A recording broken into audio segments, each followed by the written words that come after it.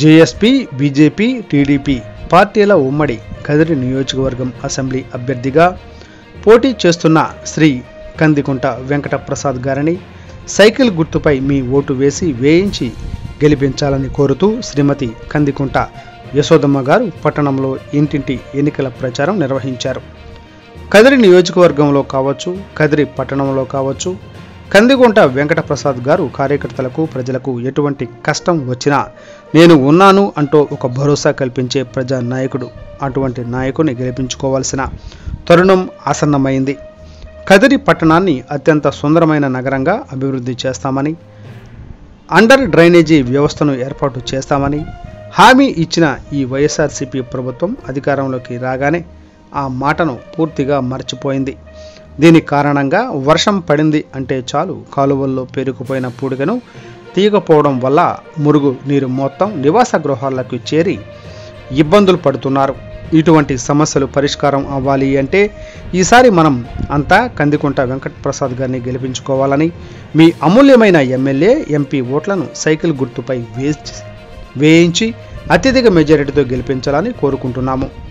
లక్ష్మణ Kutala, Kadiri Janasena party పట్టణ ఉపాధ్యక్షులు.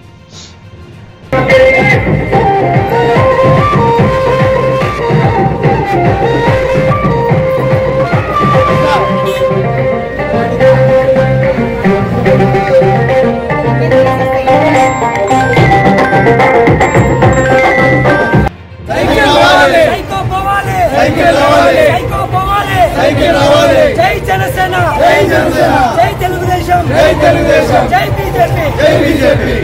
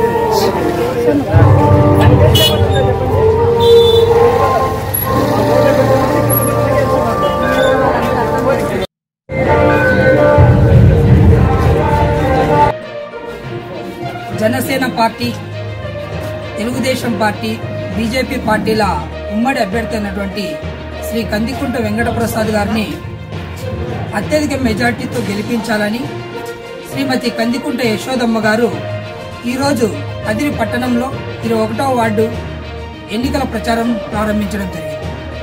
ఇంటింటి ప్రచారంలో ఎక్కడ చూసినా కందికుంట వెంకట ప్రసాద్ గారు చేసినటువంటి సేవా కార్యక్రమాల గురించి, ఆయన మంచితనం గురించి ప్రతి ఒక్కరూ చెప్తున్నారు.